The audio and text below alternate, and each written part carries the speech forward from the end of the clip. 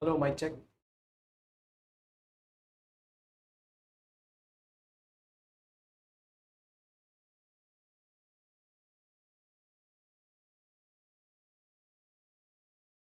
All right. Hello and welcome to Edukemy's YouTube channel. You're watching me live on the Edukemy's YouTube channel, and we are here to discuss the Gazette magazine for 24th September 2021, your daily guide to UPSC current affairs. Hello Sam, good to see you here again. I hope you're preparing notes alongside. If not, just aside, maybe just after when the video finishes, you can start preparing the notes and finish off at 6:05, 6:10. After that, we begin the featured discussion. So you're able to update yourself every day. So the best part about this is that you can fix up your schedule. Towards the evening, you can fix up 1.5 hours for current affairs, maximum 1.5 hours for every day. So every day we will be covering 7 to 8 newspapers for you. Not only that, we'll be covering PIB and all other various reports, government and international bodies report. So if you fix up 1.5 hours for every day, you will not only be able to know the daily news, you will also be able to prepare notes in the same time. And along with that, it will also prepare a base for you to revise. So there are added advantages if you fix up a schedule for current affairs every day. So you can do that along with the Gazette magazine, right? The holistic magazine for UPSC and current affairs preparation. All right, so we are about to begin the discussion. All right, let's begin. Now, the hot selling articles in the market today, the ones picked up from the newspaper today itself. First one, the ARjun MK-1A tank variant. What is it about and what is the news about? Why India is procuring these 120 odd tanks from DRDO. The second one is CEPA, Comprehensive Partnership Agreement with the UAE. Why specifically UAE? And the third one, stubble burning mitigation. Why the government is on red alert this time.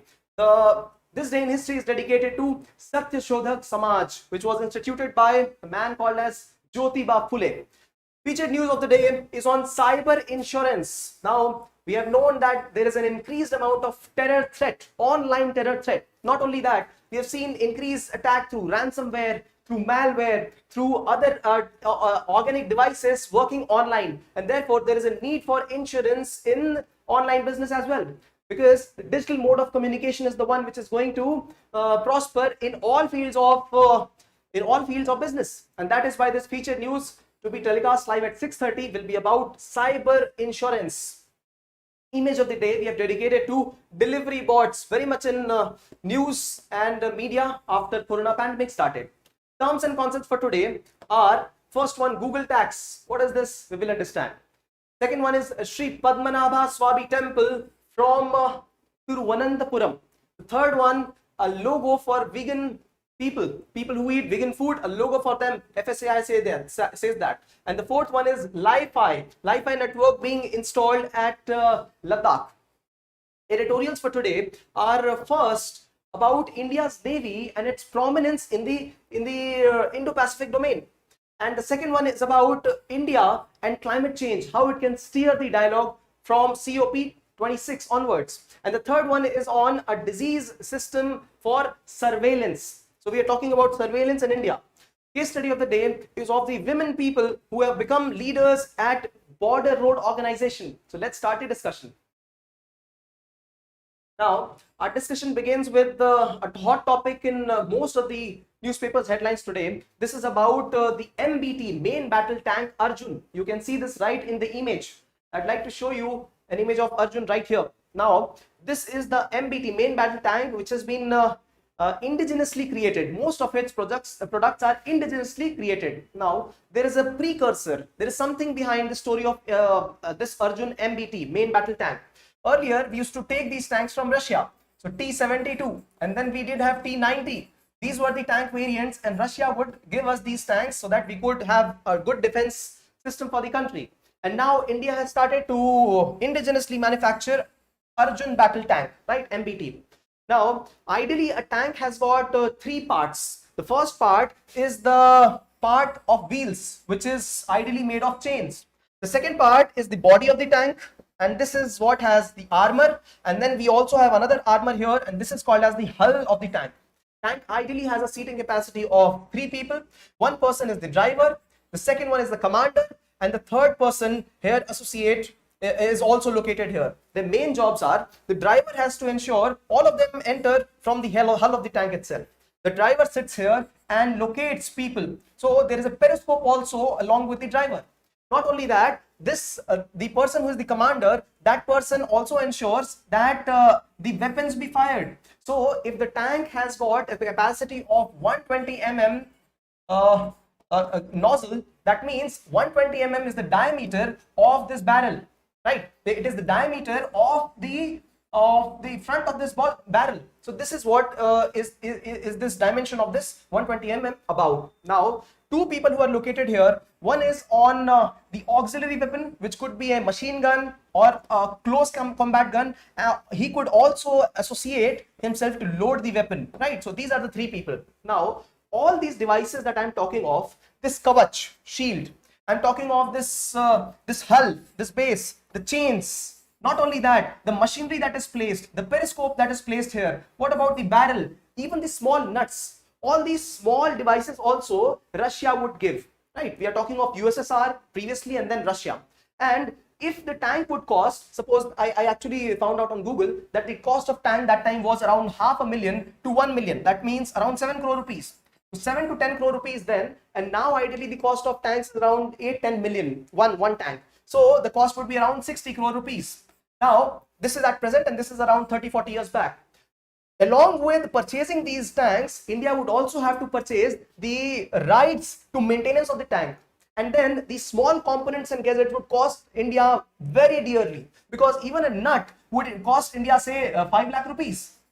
This is just a rough estimate. And India understood the level of exploitation that India was going through. And that is the reason India has started to ask for indigenization of technology. India has started to ask for technology transfer from countries like France, from countries like Russia, and from countries like USA. We have seen that in the submarine deal that was happening, right? The one which happened with Russia, with Australia successfully, and did not have with India successfully, the nuclear powered submarine. So this is the same story with tanks, and that is the reason we have started to create these tanks by ourselves. So India now has given order to around 120 main battle tank Arjun. They are very heavy tanks. They were supposed to replace the T-72 tank, and a decent amount of indigenization of technology has happened here. The armor, some gadgets, some of the periscopes, they are all Indian made by DRDO and associated organizations. The only issue with this tank is that it is very heavy. It was earlier designed to be only of around 40-42 tons of weight, but it actually ended up being 68 tons of weight. So since this is heavy and this is very wide, now that is the reason that it is tough to carry it from one place to another. Suppose if it is manufactured in Jabalpur and it has go to Pakistan border at Pathankot, so taking it through trains will be tough. This is one. Maneuvering and the agility of the tank itself becomes very difficult, just because this tank is heavy. If it is a light, agile tank, it will simply move from one place to another, right? Although yes, then what is the reason that we are making tanks so heavy? Tanks are made heavy because these heavy tanks protect the people who are inside this, protect the soldiers inside this. So this is the main contention behind Arjun Tank. However, government has ordered, Indian Army has ordered 118 of these tanks from DRDO, and this is around 8,000 crore deal. The cost will be around 60 to 70 crores for one tank. Now, these tanks are specialized for Indian conditions. If we purchase these tanks from a country like Russia, those conditions are different. These tanks are ideally made to run on desert.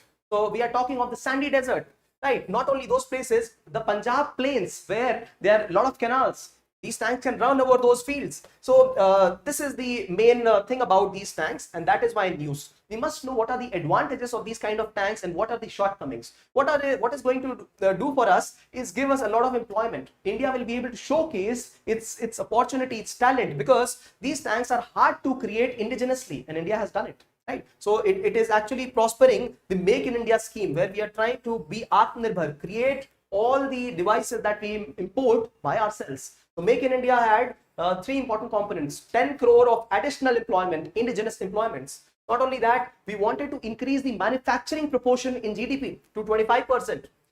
And the third component was to ensure that 12 to 15% of growth in manufacturing sector be there, right? So these things must be there in your mouth. Anybody talking about Make in India, you have to talk about these 3 points before anything. Make in India. So this is the first snapshot. You got to note down. Please note down.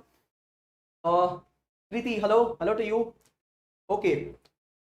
Moving to second snapshot. Second snapshot is on Comprehensive Economic Partnership Agreement, CEPA, with UAE. Now, why are we speaking of UAE? Such a small country. Now, let us look at the map first. This is the map of the Gulf region, and UAE is a small country here, right? But 3 important cities which are here. One is Dubai, the other one is Abu Dhabi, and the third one is Sharjah. Now, this is a small country as compared to Saudi Arabia, as compared to Yemen, Oman, and Iran and Iraq, right? However, India has got very important relations with UAE, right? In fact, UAE is the third most important international trading partner for our country, right? So first is USA, the second one is China, and the third is UAE. You can look here in the figure itself. See, very good thing to analyze here. See, article is about UAE, but you got to understand the holistic scenario. So USA is here, right? So around $100 billion of trade with USA, and India exports more than what it imports. So that is why USA cribs. USA cries foul, says that India is a destination. India is the tax king, no? Something like that the ex-president had said of USA. So you see $60 billion of export and around 35 of import. On the other hand, India is at the losing end with China. Why? India is exporting only $16 billion and importing a lot. So you can see there is a total deficit of trade with China. But UAE is the third trading partner, $60 billion and almost equal export and equal import. So what do we import? We import petroleum products, and we also export petroleum to them. Why? Because a lot of petroleum is refined in India and then sent back. Not only that, gems, jewelry, gadgets, devices, persons, we export all of them to UAE, right? So UAE is one of the valuable trading partners. In fact, UAE population has got around 25% of Indians. 25% of Indians, more than Pakistani people, more than Filipino and Bangladeshis. So UAE has got a very good place in our heart, and India is going to commit to the Comprehensive Economic Partnership Agreement with UAE. Presently, we have $60 billion of trade, yes, and the plan is to increase it to $100 billion in the coming 5 years, right? So CEPA, Comprehensive Economic Partnership Agreement, right? So they are planning to increase trade in services. See, UAE is a country which does not have product manufacturing. All it has got is petroleum reserves, gas reserves. So if we try to increase the services, this is where there's a lot of scope. What kind of services? Software services, entertainments. So these are the kind of things we are talking of, right?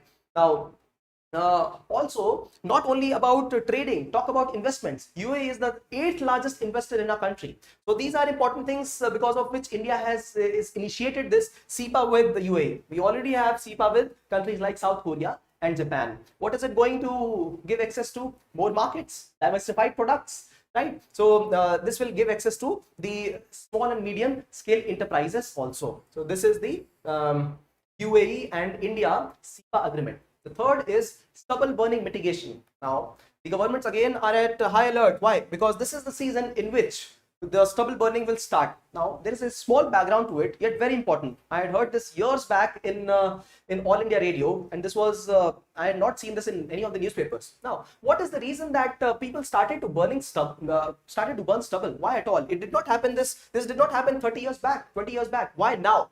Now, there are 2 seasons, mainly 2 seasons of cropping. The first season is that of Kharif crops, and then we have Rabi. And if there is time left, we have a Zaid also. So we have Kharif, and then we have Rabi, and then we have Zaid season. In Kharif season, what do we plant? Largely rice, paddy, and then we have wheat in winters, right? Wheat and then mustard in winters. So when we plant this crop actually needs a lot of water.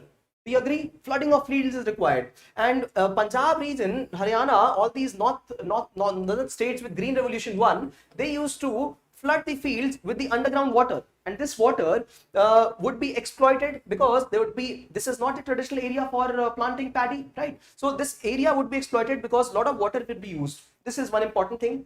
But Punjab government said around 10-12 years back that you better not start the cultivation of the crops. You better not start flooding the whole area before it rains.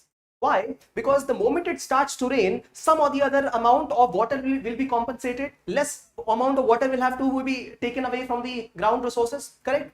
So this delayed. Now this delayed the cropping season. Earlier, if the cropping was happening in May for Kharif, it would happen in mid-June. Why? Because mid-June only rains will arrive. So this was the instruction for Punjab government. And if this season would start late, it would end late. If this season would end late and Rabi season would start late, what would happen? There would be a reduced time margin in which the stubble of this crop, rice crop, will have to be removed, right? So stubble of rice crop and wheat, they contain certain ingredients. What do they contain? They contain silica. They also contain an ingredient called as lignin.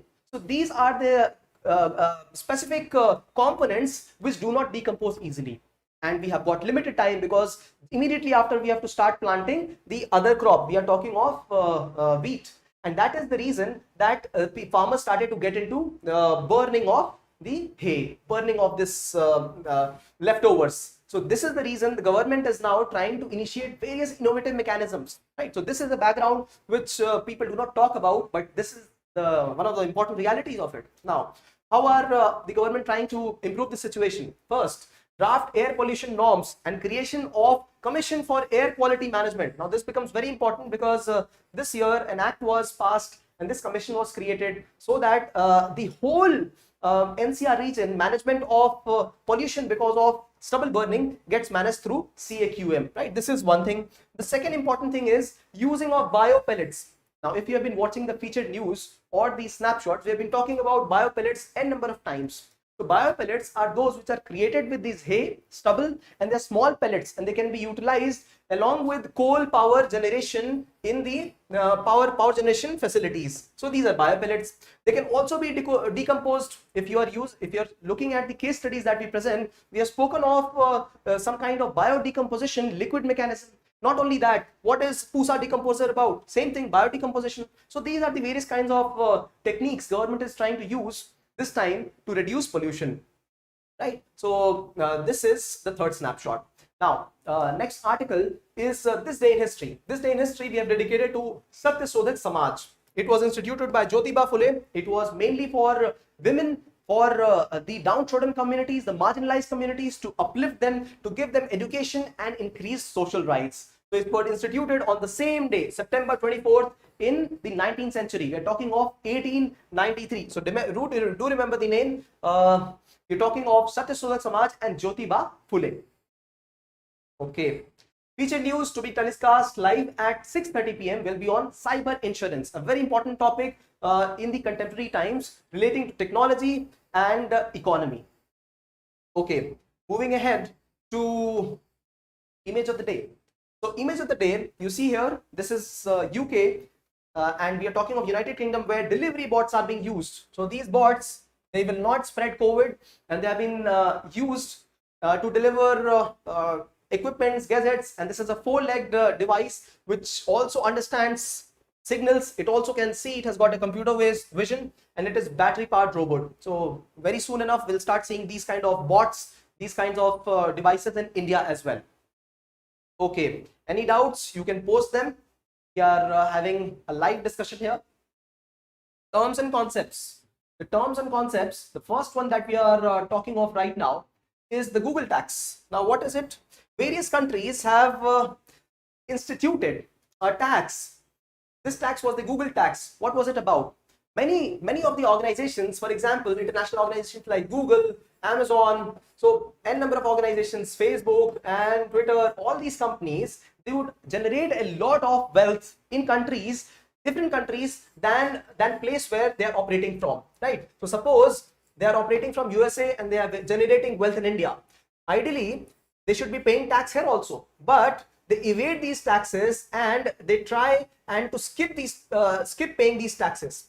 So the government instituted a mechanism called as Google tax, through which they would be able to tax in case they produce revenue in other countries also. Now, this tax will be abolished because there is a new international mechanism for taxation, right? A new mechanism going to come. So India has appealed that this elimination of Google tax, elimination of taxation, which was being done by these countries to ensure that these corporations do not avoid tax. So this taxation India has said that there should be a gradual withdrawal. Don't withdraw it immediately because new mechanism is being placed. Withdraw it slowly so that we do not have shortfall in revenue immediately, right? So countries would have the equalization tax place, right? Equalization tax, so that these avoidance of tax is curtailed by corporates. So this is the update. The second term in use is Sree Padmanabhaswamy temple. This is located in Thiruvananthapuram, Trivandrum in Kerala. This temple is said to be the richest temple in the whole world, and it has got tons and tons of gold. This is what is said inside the temple. This temple was earlier constructed in the 18th century under the Varman dynasty, right? So this is an update about this temple. Why is it in use? It is in use because less people have started to flow into the temple, and the temple needs revenue so that it is able to manage itself. So around 1.3 crores is its expenditure, and they are earning around 60 lakh rupees per month, and they are in need of funds. Now government has said that they want to audit the whole their funds, their balance sheet, and the temple has requested please do not do that. So this is why it is in use. So important cultural website, Padmanabhaswamy temple under Varman dynasty. Okay. Third, logo for vegan food. We are talking about FSSAI, right? FSSAI is food. All right, why don't you type in what is the full form of FSSAI, right? So this organization, which was instituted in the year 2006 under FSSAI Act, now it is passed a logo for vegan diet. What is vegan diet? There are two types of people, one who eat vegetarian food and the one who eat non-vegetarian food. So non-vegetarian, meat and everything, and vegetarian food. In vegetarian food also there are two kinds of food. One which can utilize some of the animal products. So we are talking of milk products. Simple enough. So we are talking of milk, we are talking of khoa, we are talking of paneer, all the kind of ingredients which use milk, right? On the butter, etc. On the other hand, there are some kind of products which do not use content derived from animal. So these are the vegan diet, and this is said to be one of the purest diet. And that is why FSSI has tried to encourage this diet by giving a V sign on the food packets. So this is the update from FSSAI. Do refer to all these in the Gazette section in the website, Edukemy's website.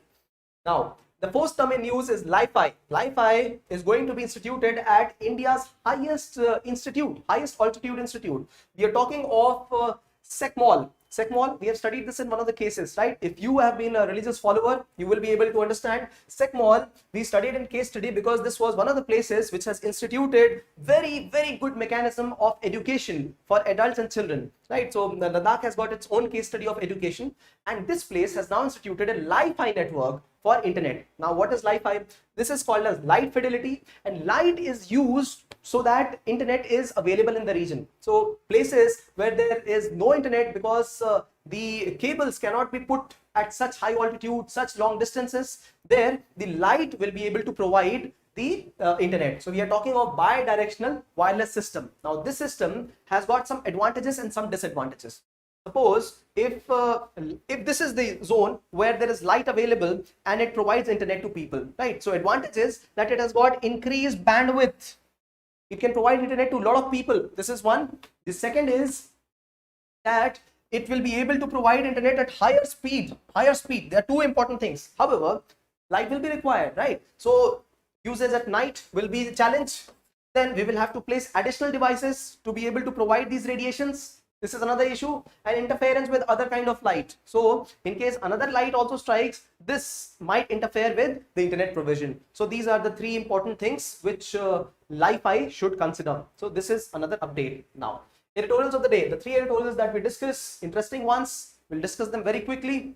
The first one is on disease surveillance system for the future. Now, we are talking of a surveillance system for our country. Now, the history of epidemiology, that means history of studying of epidemics, it talks about surveying a place so that one can know what is the disease prevalence in that place. So surveying the area, the prevalence of disease, the times in which it reoccurs, and this is how we are able to understand what is the frequency in which the disease reoccurs. We are talking of pandemics and we are talking of endemics, right? Now, prevention is always better than cure, but the article says that there are many times that we see that diseases do have outbursts despite best of prevention.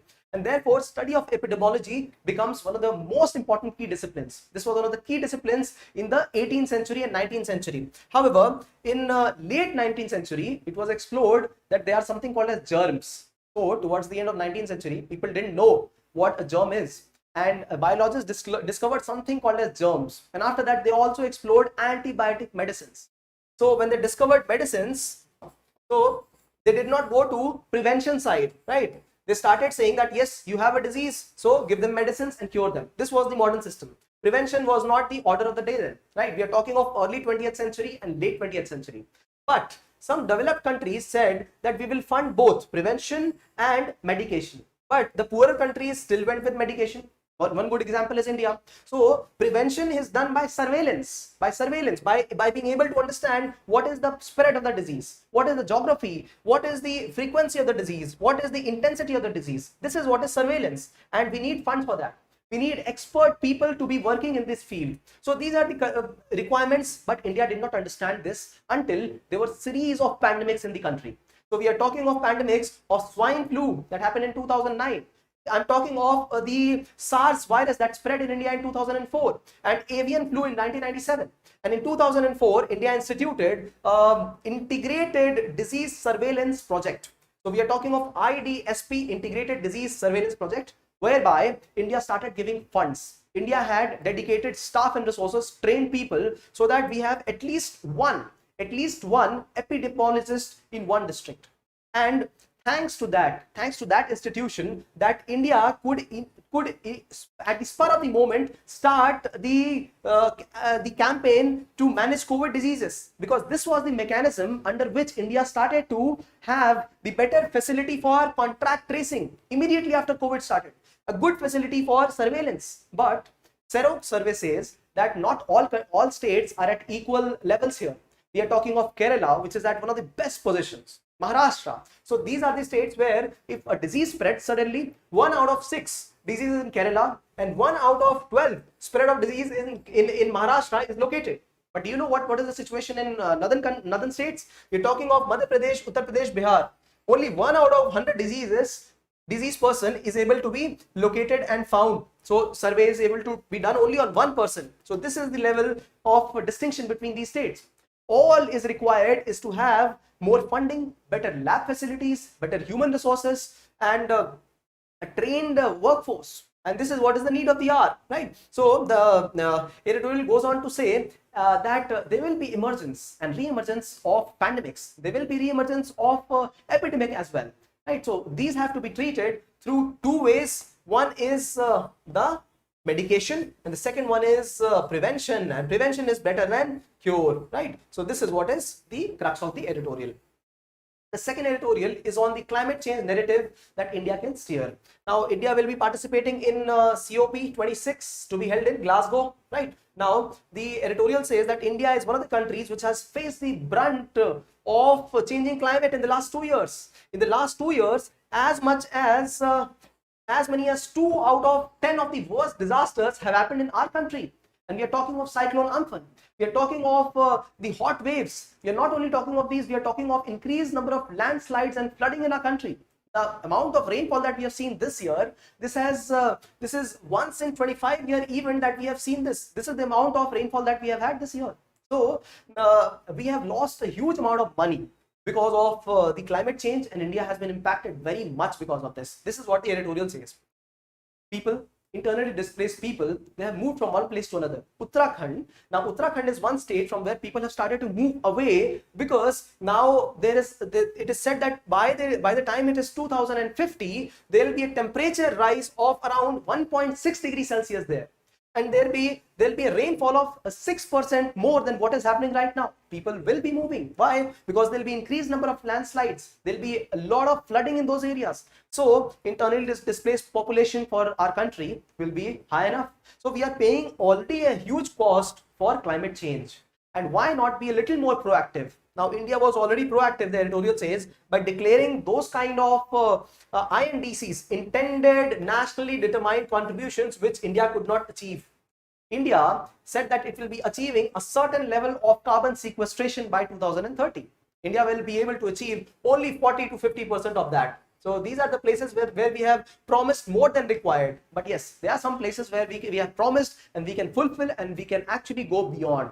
How to do that? All we got to do is to declare this again in COP26 and improve India's global positioning to be able to become the leader on climate change issues. So this is the crux of the editorial. The third editorial is India. It is talking about India's naval position in the Indo-Pacific region. Now, editorial starts. First of all, it has been written by a rear admiral, ex-rear admiral, who is of the rank of Major General in the Indian Army, and in police service, they would be of the rank of IG, Inspector General of. So, I think IG would be the rank for them. Oh, all right, moving ahead. So, the editorial talks about USA. This country has given its nuclear powered submarine to Australia, but did not give it to India. You know why? Because India was a non-aligned country. USA and Australia are aligned with each other. Australia will always support USA in most of the matters. And this is why Australia has become the center seat for activity against China in Indo-Pacific region. India had always destined to become this, but India could not. Now, India is a country which has got a 3 trillion of GDP. India has got a population of 1.3 billion, and this is nothing as compared to the population of Australia. Australia's population is merely around 27 million. 27 million is hardly the population of Delhi conglomerate. We are also talking of Australia, which has got just around $1.3 trillion economy. So almost half to one third. Yet Australia is a superpower there, right? So it talks about China firstly. The editorial says that China is countering India at two places, not only at marine sphere, but also at Himalayan places. But India does not have that capacity to deal with the China at Himalayan region. Why? Because China has got the advantage of geography. China has got the advantage of infrastructure. So 4 to 6 lane roads towards China side, but we don't have such. So India can counter China at marine sphere, but sadly India is not being able to do so. Why? See, the amount of expenditure that is allocated in defense budget to Navy is only 14%. Rest of it is allocated to Indian Army and Indian Air Force and other defense forces. Only 14% to Navy. But this is the place where India can actually go ahead and do the deal. So editorial says, who does make these kinds of policies? Is it the Indian Navy? Is it the Indian Navy? It says not necessarily. Then who is it? Is it the Ministry of Defense? It says not necessarily. Then it says, is it the PMO? Yes, quite possible. So when these are the organizations involved, they may not know what is the ground reality. This is what a technician from Navy has spoken, and they say that the strategy must be to counter through Navy. But India's presence in Quad, will it be sufficient if India does not have a strong Navy for itself? No, it will not be sufficient. This is what the editorial says. It concludes by saying that strategy should not be written without first defining the scenario in which it applies. It means to say that whenever we are declaring a strategy, it should not be specific to some place. Declare a strategy and act upon it. America does it. America declares a global future strategy for coming 4 years, and next 4 years it will again declare the strategy. India does not have a strategy at all. India is completely reactive to what happens. Declaring a proactive strategy for Navy would be the way to move ahead. This is what the editorial says. Okay, now moving to the last section, that is the case study section for today. The case study of the day is on women leadership, a very empowering story of women. Now, women have always fought for equality in military services. They have struggled for full commissioning, and just around 1.5 years back, Supreme Court said, yes, we will provide you also full commissioning in the military services. Now, this is where the Border Road Organization, this is an associate organization which provides border road facilities at the border areas. So not only Northeast state, but Jammu Kashmir, Himachal Pradesh, all these places, wherever there is India border, there they are providing this facility. Now, one question that they have asked in the exam somewhere is Border Road Organization involved only in India's border construction? No. They also have indulged in Afghanistan, Nepal, Bhutan, other countries also. So they have projects internationally as well. Now this is where, getting back to the case study talks about women power in the border road organization. Now usually border roads are located at tough terrains, places where there is less oxygen to breathe. There are places where the living conditions are very poor, dismal and very strugglesome. This is where the border road organization has said that they will have 4 different units, and these 4 units will be constructing roads, 2 in the northwestern sector with China and 2 in the eastern sector, and all these 4 units will be led by female force. This is an exemplary demonstration of what women can do. So this is the potential it is trying to show. Women empowerment is one, we can see. Self-esteem, it will generate a level of self-esteem for all the women forces in the armed forces. This is one, and it will set examples for other organizations, allied organizations in military, to start using women power equally in the armed forces. Quote of the day says, women belong in all the places where decisions are being made. Yes, that's true. And not only women, but I also strongly believe that people with the genuine intentions, they also got to be in the civil services. So you belong to all those places where decisions are being made. And for that, today you will have to study well. Right, so do prepare notes, and we will see you live again at 6:30 for the featured discussion today. Till then, all you got to do is like this video if you like our effort, share this, subscribe to the channel if you want to receive timely updates for the next video that is going to be on Monday evening. Thanks for watching.